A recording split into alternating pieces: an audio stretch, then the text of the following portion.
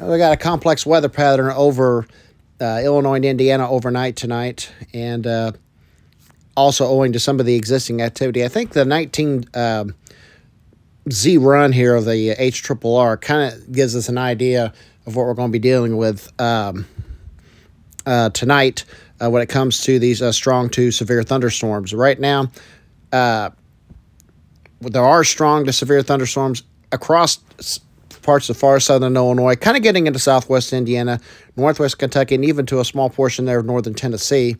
And you also have these storms as well. And the radar kind of points out that we're starting to get the development in Iowa as well. And that's we got a cluster that's off the screen here that caused some severe hail this afternoon. But the next round is going to develop out here. We're going to continue to see. We are seeing kind of an increase in storms in central Illinois as well. We got a cluster up there with some warnings right now, and they will continue to build. And then these initial supercells in Iowa capable of hail and maybe even some tornadoes up there will continue to develop, moving east. There's kind of a stationary boundary, kind of diffuse boundary here across the southern part of the state, but the atmosphere is quite unstable sitting underneath this thing. The cap hasn't totally broken across that entire area, but once it does, these storms will rapidly develop out to our west, and then eventually all these will kind of organize, and the modeling's been very consistent on this feature right here. Kind of a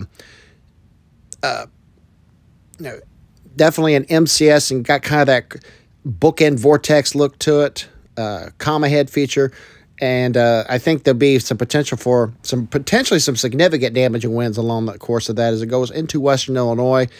This will continue to move east tonight, and kind of like last night and early this morning, we'll kind of get the leftovers here again, although an isolated storm or two, depending on how well organized these storms stay, could have some severe weather in Indiana here with them as we go into early tomorrow morning. And depending on when these clear out, could be the difference between where the severe weather sets up for tomorrow and how strong the severe weather is, and how much sunshine we see south of the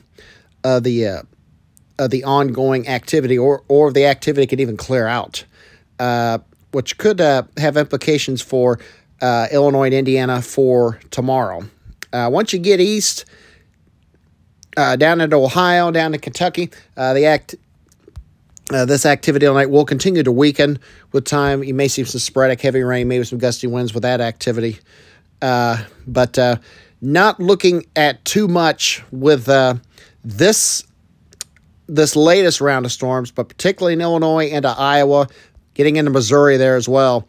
Definitely going to see continue to see an uptick in strong to severe storms, potentially a significant damaging wind event in Iowa and Missouri and over into Illinois that will weaken as time goes on, and the storms continue to move east during the course of the morning towards central Indiana and far north central Kentucky.